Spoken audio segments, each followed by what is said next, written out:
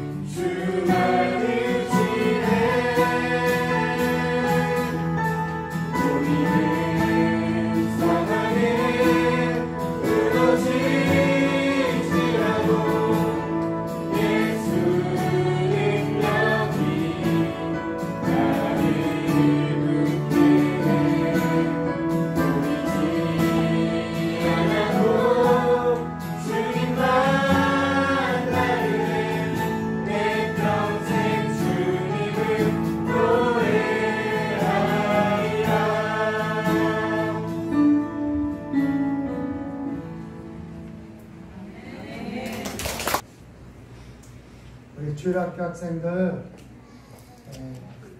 어린이를 같이 있으니까 묻혀있네.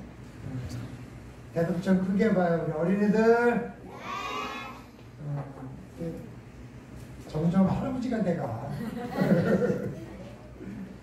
엄마 아빠가 올해 1월 달에 약속을 했어요. 뭘 약속을 하냐면 올해 공부를 열심히 하면 휴대폰을 사줄게 이렇게 약속을 했어요. 좋죠? 1월 달에 그래서 휴대폰을 받을 생각으로 열심히 공부를 했어요. 그래가지고 살 만큼 됐는데 갑자기 내가 오빠나 동생이나 누구랑 싸웠어. 그래가지고 아빠 엄마한테 혼났어요. 그러면서 아빠가 이렇게 얘기하는 거야. 너 오빠랑 싸웠으니까 휴대폰 안 사준다. 그러면 우리 갑자기 공부 열심히 하면 사준다 그랬는데 그 조건에 안 싸워야 된다는 말은 없었는데 갑자기 싸워서 안 사준다 그러면은 네 그리고 말겠어? 난 안 그럴 것 같아. 아빠는 공부 열심히 하면 사준다 그랬지 언제 오빠랑 안 싸워야 사준다 그랬어요? 그러면 그럴 것 같아. 그러면 아빠가 가만 자 어떻게 얘기를 해야 되지? 고민일 것 같아요. 그것처럼 우리 하나님이 우리들에게 천국을 가게 해줄게 나를 믿어라 이렇게 약속을 옛날에 했는데 나중에 올바로 착하게 살지 않으면 안 된다 이렇게 얘기했다 그래서 갑자기 천국을 못 가는 게 아니다 이렇게 사도 바울은 얘기하면서 우리 바울 사도가 예수님이 하나님이 옛날에 약속을 해주셨다는 거예요. 우리 주일학교 학생들만 한번 따라서 봐요. 예수님을 믿으면 천국에 갈 수 있다. 이렇게 약속을 해주신 거예요. 그래서 우리는 그 약속을 믿고 예수님을 열심히 믿는 거예요. 그런데 갑자기 하나님께서 너희들 착하게 안 살면 천국에 못 간다. 그러면 오이? 그런 말은 없었는데 이렇게 되는 거죠. 그러니까 누가 그렇게 말하면 뭐라고 얘기하냐면 우리 하나님이 옛날부터 약속하기를 착하게 살아야 천국 가는 게 아니라 예수님을 믿으면 천국 간다 그랬으니까 그런 거짓말 하지 마세요. 나는 예수님 믿고 천국 갈 거예요. 이렇게 이야기하는 게 맞단 말이죠. 그러면 도대체 율법, 착하게 살아라 하는 말은 도대체 왜 있는 거냐? 왜 있는 거냐? 그래서 물어봐요. 왜 있는 거냐면은 만약에 착하게 살라는 말이 없으면 우리가 너무 엉터리로 살 거 아니야. 교회 나와야 된다. 근데도 안 나와. 그러면 안 되잖아. 친구랑 싸우면 안 된다 그러는데도 싸우잖아. 그러면은 너 안 싸워야 된다는데 왜 싸웠니? 그러면 아차 내가 안 싸워야 되지. 그리고 안 싸우게 되거든요. 그러니까 싸우려고 그러다가도 내가 구은영 권사님 부장 권사님을 옆에서 이렇게 지켜보니까 애들이 뭐라고 하면은 두 말이 필요 없어. 눈으로 한번 쫙 짜려도 애들이 완전히 그냥 싹 되더라고. 아주 그런 게 있어요. 와 무섭더라고.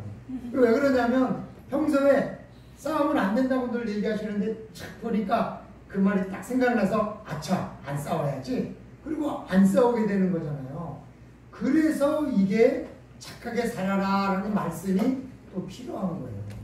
그럼 그게 없으면은 맨날 싸운다고. 이거 갖고 싸우고 저거 갖고 싸우고. 오늘은 여러분들이 여기 올라와 있으니까 목사님 마음이 편하네요. 왜냐면 여러분들이 밑에 있을 때 어른들은 안 들려도 나는 여기서 소리가 다 들려. 뭐가 우당탕 넘어가기도 하고 뭐가 우는 소리도 들리고 그러면 중간에 누굴 내려가라고 하면 눈짓을 해서 또 잘 안 봐. 그럼 할 수 없이 좀 누가 한번 내려가세요. 그런단 말이야. 막 이 복잡해요. 사무가 이 밑에서 나는 소리가. 얼마나 복잡한지 몰라요. 근데 여러분들이 다 여기 있으니까 오늘은 조용한 거죠. 그러니까 착하게 살아라 라는 말. 목사님이 옛날에는 저 밖으로 뛰어나가다가 자동차 사고 날까봐 이 체인도 갖다 놓고 막 그랬는데 어느 날 이제 너무 더우니까 안 나가더라고. 너무 추우니까 또 안 나가고. 그래서 요즘은 또 살짝 내가 방심했는데 약간 걱정해요. 항상 그런 걱정이 있어. 목사님은 여러분이 놀다가 혹시 다치지 않을까. 그러니까 맨날 싸우면 안 된다, 나가지 말아라, 조심해라 그렇게 얘기하거든요. 그걸 아무 얘기 안 하면 여러분들이 혹시라도 다치면 어떡해. 그러면 또 뭐 걱정이 되잖아. 그래서 그냥 근해에서 놀다 다쳐가지고 그냥 근해를 없애버렸잖아. 다칠까봐. 그게 필요한 것은 왜 그러냐면 그래야 조심하니까. 그래서 착하게 살아라는 말도 필요해. 그러나 착하게 살아야 천국 간다는 말은 잘못된 것이다 라고 바울이 얘기하는 거예요. 그러니까 여러분은 언제나 천국 갈 수 있다는 것은 착하게 살아야 되는 게 아니라 누구를 믿음으로? 예수님을 믿음으로 가는 거다. 그런데 왜 착하게 살아라라는 말이 있느냐? 착하게 살으라 그래야 또 착하게 살으려고 애를 쓰니까. 그래야 복음도 전하고 또 말씀도 전하니까. 우리 주일학교 학생들은 언제나 착하게 살아야 천국 가는 것은 아니지만 그러나 천국 가는 사람은 착하게 살아야 된다라는 생각을 가지면서 사람은 좋겠다라는 그런 생각이 들어요. 그래서 우리 주일학교 어린이들은 언제나 나는 예수님의 보혈을 믿음으로, 예수님이 십자가에서 흘려주신 보혈을 믿음으로 나는 천국에 갈 수 있다. 그런 생각을 늘 가지시고 천국에 못 갈 것 같아서 걱정하는 사람들과 같이 살지 말고 우리는 천국에 갈 수 있다는 자신감을 가지고 항상 살아갈 수 있기를 주님의 이름으로 축원합니다. 아멘. 기도드립니다. 하나님 고맙습니다. 우리 어린이들이 정말 착하게 살아야 되지만 착하게 살아야만 천국 가는 것이 아니라 예수님의 보혈의 은혜로 갈 수 있다는 것을 기억하고 항상 예수님을 믿는 자녀로서 착하게 살아야 하지만 그러나 착하게 사는 것이 천국에 가는 것은 아니라는 것을 분명히 깨닫고 언제나 예수 그리스도의 보혈을 믿는 믿음으로 자라나는 어린이들이 되게 도와주세요. 예수님의 이름으로 기도드리옵나이다. 아멘. 지금은 우리 주 예수 그리스도의 은혜와 하나님 아버지의 극진하신 사랑하심과 성령님의 감화 감동 위로 교통하심이 오늘도 예수님을 믿는 믿음으로 천국 간다는 것을 믿고 언제나 죄에 대해서 염려하기보다 천국 갈 기쁨으로 살아가기를 원하는 우리 어린이들 머리머리 위에 이들을 위해서 기도하는 영적 부모들 위해 우리 교회 위에 또한 이들의 부모를 위해 영원토록 함께 있을지어다. 아멘. 맞습니다. 주의 사랑으로 사랑합니다. 주의 사랑으로 사랑합니다. 형제 안에서 주의 영광을 보며 주의 사랑으로 사랑합니다. 아멘. 지난주 우리는 아브라함과 맺은 언약을 율법이 파기할 수 없다. 이것에 대해서 들었습니다. 그 언약은 아브라함이 약속하신 복을 믿음으로 받고 그 자손이 의인이 되었다는 약속입니다. 그 자손의 수가 하늘의 별과 같이 많을 것이니 예수님을 기점으로 그가 우리의 죄를 속량했다는 것을 믿는 자손, 즉 단수인 예수의 자손이 많아진다는 언약이었습니다. 그 언약을 율법이 파기할 수 없으니 결국 믿음으로 우리는 구원을 얻는다는 것이 확실하다 이렇게 얘기를 합니다. 그랬더니 사람들이 이런 질문을 할 것 같은지 했는지 바울의 논리적인 질문인지는 모르지만 그럼 율법이 하나님의 약속과는 반대되는 것이냐? 말하자면 이것과 서로 대결하는 것이냐 이런 질문을 하고 있습니다. 언약이 중요하다면 율법은 전혀 쓸모가 없는 것이냐? 결코 그럴 수 없다. 이렇게 사도 바울은 단언을 합니다. 그렇다면 율법과 언약은 어떤 관계인가? 첫째로 율법은 능히 살게 하는 것이 아니다. 율법은 능히 살게 하는 것이 아니다. 살게 하는 것은 뭐냐면 생명을 부여한다는 거잖아요. 죽어있는 걸 살리는 것이잖아요. 제가 아무리 기도해도 이 종을 살릴 수는 없어요. 그죠? 지난번에 여기 수영장에 있을 때 잠자리가 지나가다 물이 보이니까 옳다구나 잘됐구나 그러고 물에다 새끼를 알을 낳으려고 하는지 아니면 뭐 하는지 물에 나르더니 한번 지 생각에는 팍 차고 올라가려고 물에 딱 가까이 왔는데 하필 물이 출렁하면서 물에 빠졌어요. 그래가지고 날개를 파닥파닥거리면서 그 물에 있더라고요. 불쌍해서 물을 잘 떠가지고 이렇게 털어줬더니 조금 이따 날아가더라고요. 난 잠자리를 살게 하는 능력이 있었어요. 그 살게 하는 능력이 살리는 능력. 그러니까 죽은 것을 살리는 것은 부활한다는 거예요. 그러면 율법이 능히 살게 하는 것인가? 이런 질문을 우리가 하는 거죠. 무엇을 어떻게 살게 한다는 말인가가 궁금해지지 않아요? 도대체 율법이 살리는 건 뭐냐? 율법이 살릴 능이 없다. 그랬으면 그럼 뭐가 살릴 능력이 있는 거고 율법은 뭐를 살릴 능력이 없느냐 하는 거죠. 물론 바울이 말하는 생명이란 영적 생명을 얘기해요. 바울은 율법을 이야기할 때마다 죽음과 생명이라는 두 단어를 사용해서 율법의 한계를 이야기하고 있어요. 그래서 로마서 8장 11절에 이렇게 말씀하세요. 예수를 죽은 자 가운데서 살리신 이의 영이 너희 안에 거하시면 그리스도 예수를 죽은 자 가운데서 살리신 이가 너희 안에 거하시는 그의 영으로 말미암아 너희 죽을 몸도 살리시리라. 그러니까 죽을 몸도 살린다는 것은 내가 죽은 몸을 살린다는 것이 아니라 내 안에 죽은 영을 살려서 내 몸도 살린다는 거예요. 그러니까 우리가 죽은 영이라는 건 뭐냐면 영적으로 하나님을 모르는 사람이죠. 그리고 영적으로 내가 하나님을 믿는 사람과 같이 살지 않는 거예요. 예배도 안 드리고 죽은 영이죠. 말씀도 안 읽고 죽은 영이죠. 기도도 안 하고 죽은 영이죠. 하나님에 대해서 복음도 전도하지 않고 죽은 영이죠. 성장하지도 않고 죽은 영이죠. 그 영을 살리는 거라고요. 뭐가요? 예수님이 그 죽은 영을 살리면요 예배를 드리게 돼요. 또 말씀도 읽고 기도도 해요. 말씀 안에서 성장해요. 그러면요 내 몸이 살아나는 거예요. 왜? 여러분 한번 생각해 보세요. 은혜를 못 받고 시험에 들고 막 이런 사람의 표정을 한번 보세요. 얼굴이요 죽상이에요. 다 금세 죽을 것 같다. 힘이 빠지고. 그러나 말이에요. 은혜 받은 사람의 얼굴 한번 보세요. 화사하고 이 기쁨이 이렇게 그 안에 보여요. 그냥 신기하더라고요.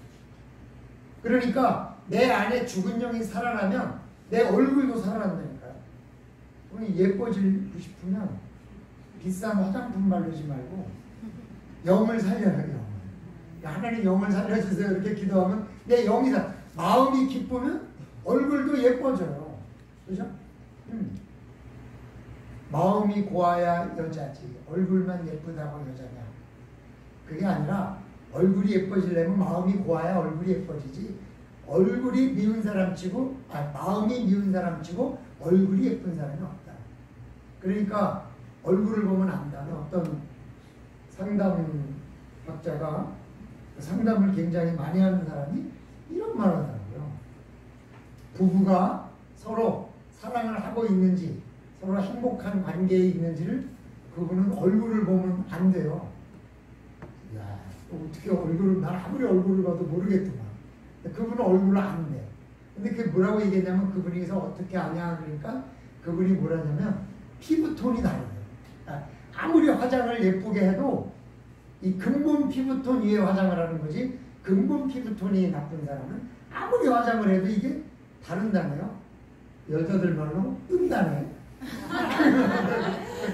무슨 말인지 난 잘 모르겠어요. 다 웃으시는 거 보니까 무슨 말인지 아시나? 근데 그게 다르대요. 그분 얘기는. 물론 그분은 여자분이니까 그게 가능할지 몰라도 저는 모르겠더라고요. 오해하지 마세요. 저는 몰라요. 네. 그렇다고. 그러니까 영이 살리면 몸도 살아나는 거예요. 그 영을 살리는 게 뭐냐? 예수님이 되는 거죠. 그러면 율법이 죽은 영을 살리냐 이거예요. 율법은 죄를 깨닫게 할 뿐 그 죄를 없애는 거는 제사예요. 그죠? 그러니까 죄를 지은 영은 율법으로 깨달아. 아, 내가 죄를 졌구나.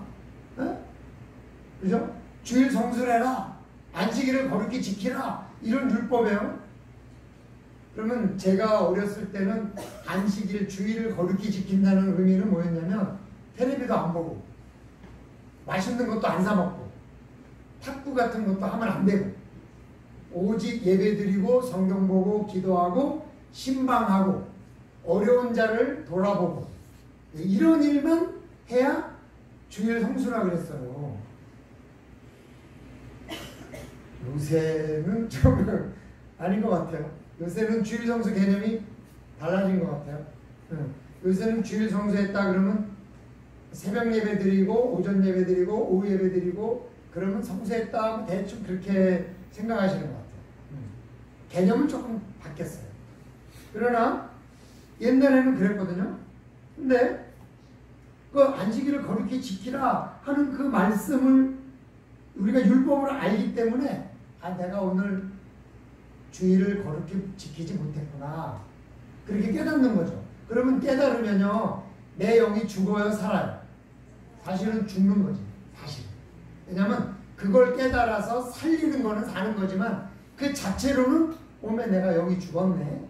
깨닫는 거예요. 아, 내가 또 죽었구나 이러지. 아싸, 나 죽었네 이러진 않잖아요. 그래, 나 죽었구나. 이렇게 이게 내려오는 거죠. 그러면 그거를 회복할 수 있는 방법은 뭐냐면 제사를 드리는 거예요. 구약시대에는. 제사를 드림으로써 아, 내가 주일날 예배 안 드리고 안식일을 거룩히 지키지 못한 죄를 용서받았어요. 그럼 용서받으면 뭐예요? 영이 살아나는 거예요. 그러니까 율법으로는 영을 죽이고 제사로서는 영을 살리는 거죠. 그러니까 자신의 죄가 용서되었다는 믿음은 제사를 드림으로 가능한 거기 때문에 그 죽은 영혼을 살리는 것은 제사이지 율법이 아니다 이거예요. 그러니까 바울은 다시 한번 그런 얘기를 하면서 율법의 무용론을 얘기하는 거예요. 만일 율법만 있으면 능히 그 율법의 영을 살릴 수 없는 거다. 율법으로는 의롭다 인정받을 수 없는 거다. 그러니까 사실 율법으로는 영을 죽이고 죄를 깨닫게 하니까 그리고 제사로서는 그 죽은 영을 다시 살리고 그래서 율법과 제사가 같이 있어야 이게 한 세트예요. 같이 있어야 죄를 깨닫고 용서받았음을 깨닫고 그래서 내가 계속해서 제사를 드림으로써 하나님의 용서와 은혜를 깨닫는 거죠. 제사. 그럼 율법으로는 하나님의 은혜를 깨닫는 게 아니라 자기의 잘못을 깨닫고 제사로서는 하나님의 은혜와 용서를 깨닫고 그래서 이게 같이 있어야 되는데 근데 유대인은 율법을 지킴으로 자신이 의인임을 자랑하려고 했다는 것이 문제인 거예요. 왜 그랬을까? 율법으로 죄를 깨닫고 제사에서 용서받고 율법으로 죄를 깨닫고 제사하고 용서하고 이러면 되는데 왜 그 율법을 그렇게 나는 율법을 지켰다라고 주장하려고 했을까? 이거는 자기가 죄인이라는 것을 인정하지 않으려고 하는 교만 때문에 죄를 졌으면 제사로 용서를 받으면 받고 나는 용서 받았어요 이러면 되는데 그것보다는 내가 죄를 안 졌다라고 하는 게 더 좋은 사람이다 좋은 하나님의 백성이다라는 교만 때문에 율법이 죄를 깨닫고 자신이 죄인임을 받아들이고 그 죄를 깨달아질 때마다 제사를 드림으로 죄의 책임에서 벗어나면 될 것을 유대인들은 자신의 죄를 인정하는 것을 두려워했다. 웬만하면 율법을 어기지 않은 사람이다 나는 그런 주장을 자꾸 하려고 했던 거죠. 왜냐하면 사실 유대인은 종교 공동체거든요. 나라 자체가. 그렇기 때문에 죄를 지은 정도에 따라서 공동체의 지위 상승과 연관이 있죠. 말하자면 죄를 적게 짓고 적은 제사를 드린 사람이 그 공동체에서 더 존경을 받고 더 인정을 받을 수 있는 가능성이 있으니까 사람들이 자기는 나는 죄를 안 졌어 라고 그렇게 얘기하는 거죠. 그렇게 하려는 욕구들이 자꾸만 율법을 나는 지킨 사람이다 라는 자랑을 하고 싶어 하도록 사람이 욕구를 만드니까 자꾸 율법을 피해가려고 하는 거예요. 사실 우리 신앙생활을 교회에서 하는데요. 한번 생각해요. 우리 교회에서 믿음의 리더십, 신앙의 존경을 받는 사람은 누구예요?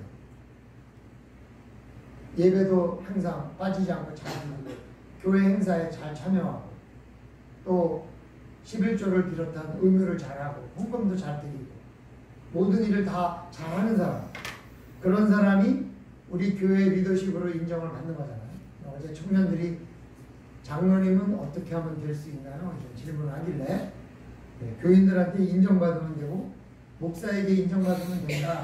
목사에게 인정받는 게 하나님께 인정받는 거니까 그런 이야기를 하거든요. 난 그 질문이 너무 좋더라고요. 얘네들이 다 장로가 되고 싶어 하는구나. 아유, 좋은 믿음이에요. 그게 사실. 근데 자 봐. 우리가 100가지 죄를 지었으면 100가지 죄를 용서받으면 죄가 0이에요. 그죠? 네? 100가지 죄를 지은 사람이 100가지 죄를 용서받으면 죄는 제로예요. 두 번째, 내가 10,000가지 죄를 지어도 10,000가지 죄를 용서받았으니까 죄는 뭐예요? 제로예요. 그러면 100가지 죄를 지은 사람이나 10,000가지 지은 사람이나 죄가 0이에요. 그럼 그 두 사람은 죄값은 어때요? 똑같아요. 근데 우리가 누구를 더 존경해요? 100가지 죄를 짓고 100을 지은 사람을 인정하지 10,000가지 죄를 짓고 10,000가지 용서받은 사람을 인정하려고 하지 않잖아요. 그런 것 때문에 사람들은 다 자기가 죄를 많이 안 졌다고 얘기하고 싶어하는 욕구가 있어요. 그래서 포장을 하고 사는 거예요. 저희 부부가 주일날 아침에 싸웠어. 그리고 교회 올 때 싸웠음 그리고 나오겠어요? 안 싸웠음 그리고 나오죠. 네?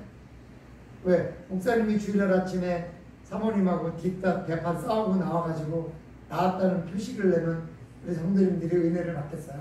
그러니까 안 싸웠음 싹 그리고 나오죠. 네?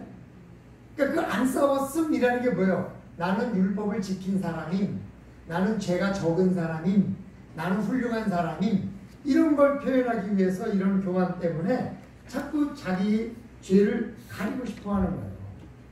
그러니까 율법의 해석서인 탈무드가 이런 목적에서 사실은 탄생하는 거예요. 그냥 제가 죄를 지은 걸까요? 얘기를 하면은 당신이 알아서 생각하세요. 그러면 돼요. 어제 우리 청년들하고 11조 얘기를 했어요. 네, 여러분도 한번 생각해 보세요. 복권이 당첨됐어요. 30억짜리. 11조가 얼마야? 3억이에요. 이게 100만원 받고 10만원 헌금하는 거하고 30억 받고 3억 헌금하는 거하고는 사뭇 달라요. 벌써 근심의 빛이 이렇게 있어요. 근데 세금이 얼마예요? 복권 받으면?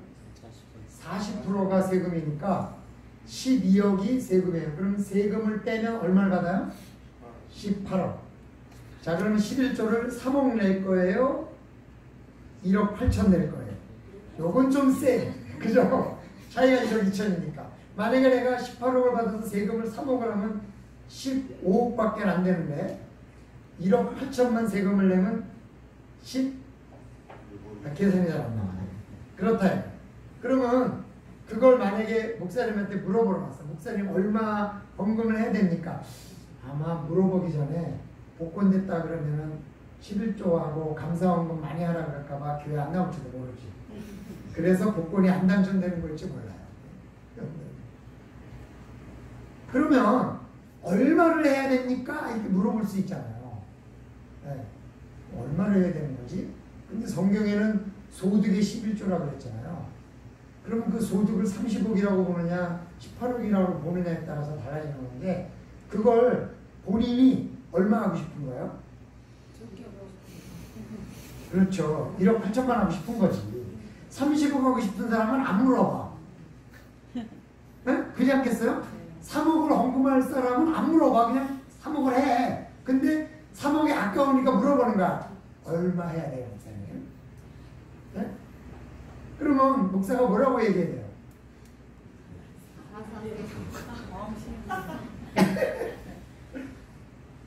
그러니까 율법을 지킬 사람이 율법을 최선을 다해서 성실하게 지킬 사람은 안 물어본다니까.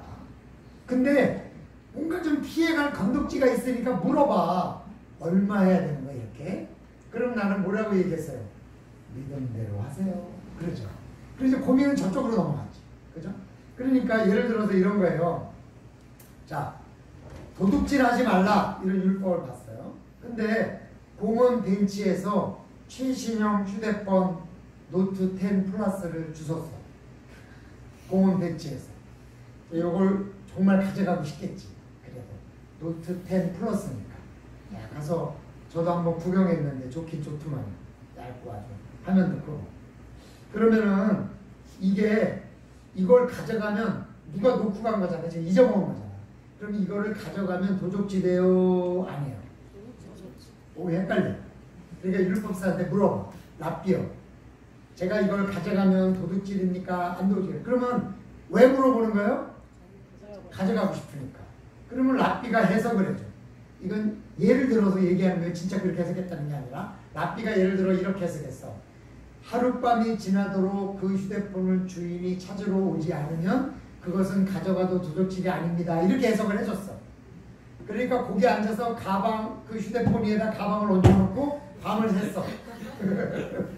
안 왔어. 그 다음날 가져갔어.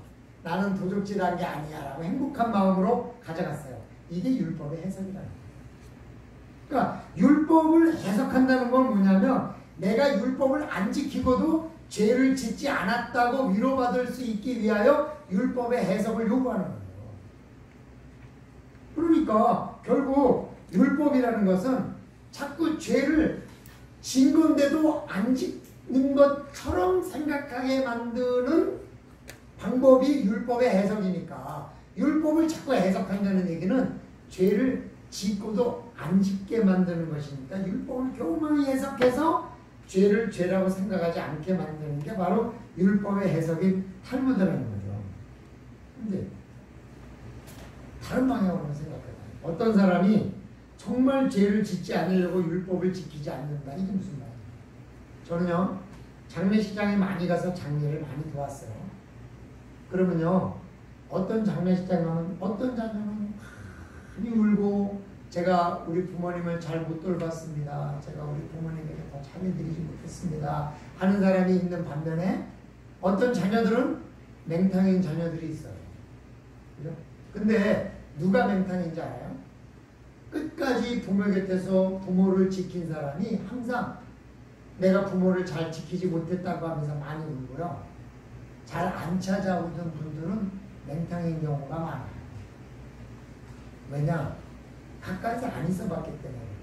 그러니까 잘 한 사람일수록 더 잘 못했다고 후회하고 울고 그러는 경우를 너무 많이 봤어요. 그게 왜 그래요? 자기가 율법을 지키려고 노력한 사람은 아무리 잘 지켜도 잘 지키지 못했다는 그런 마음들이 항상 있게 마련이고 요리 피하고 조리 피해서 안 하는 사람일수록 자기는 잘 지켰다. 그러니까 멀리 있어서 해외에 있으면서 부모님에게 용돈을 한 달에 얼마씩 보낸 사람이라면 와가지고 나는 용돈을 매달 꼬박꼬박 보냈으니까 난 부모님 할 도리를 다 했다 생각을 하는 거고 곁에서 항상 부모님을 더 잘 모시기 위해서 애쓴 사람일수록 더 마음 아파한다는 거예요. 물론 100% 그러진 않지만 일반적으로 그렇다는 얘기예요. 여러분 제가요 목회를 잘하고 싶어요.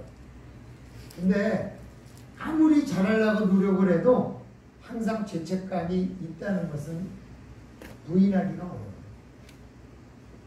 내 자신이 만족해야 되고 또 내 아내에게도 인정받고 또 성도들에게도 인정받고 하나님에게도 인정받는 좋은 목회자가 되고 싶은데 때로는 내 자신도 사실 더 성경을 많이 봤어야 하는데 내가 더 기도를 했어야 되는데 그래서 항상 새벽 기도를 끝나고 기도의 자리를 떠날 때마다 사실은 오늘 기도를 충분히 했으니까 기쁜 마음으로 떠나기보다는 더 기도를 해야 되는데 내가 진짜 지금 일어나서 가도 되는가라는 생각을 가지고 떠날 때가 더 많다는 거예요.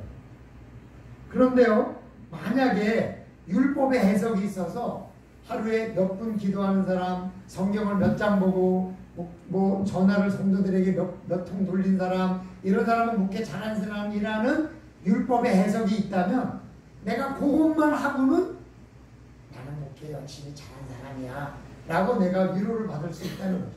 그러나 그게 없기 때문에 항상 내가 혹시 더 잘할 수 있었는데 못한 건 아닐까? 그런 항상 부담을 갖고 늘 한다는 거예요.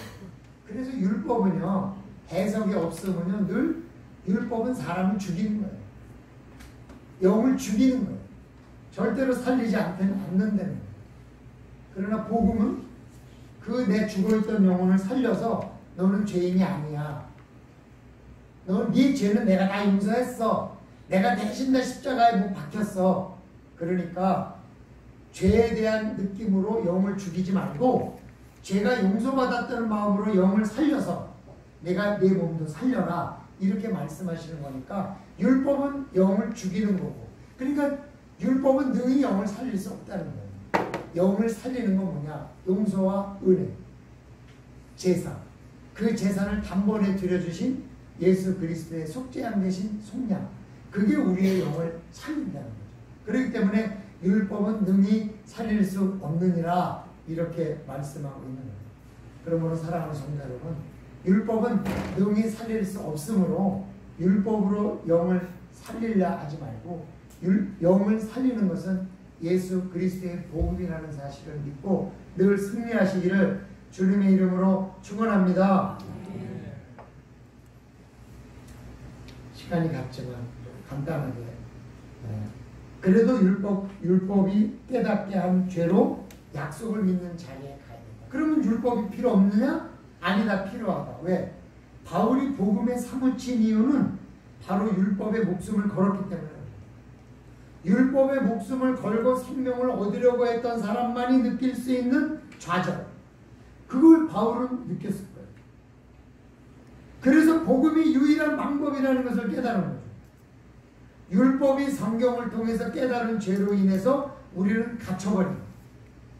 이 가둬버린 죄책감의 굴레에서 벗겨질 유일한 방법을 바울이 안 것이죠. 만약에 바울이 그 죄를 깨닫지 못했다면 굳이 복음이 필요했겠어요?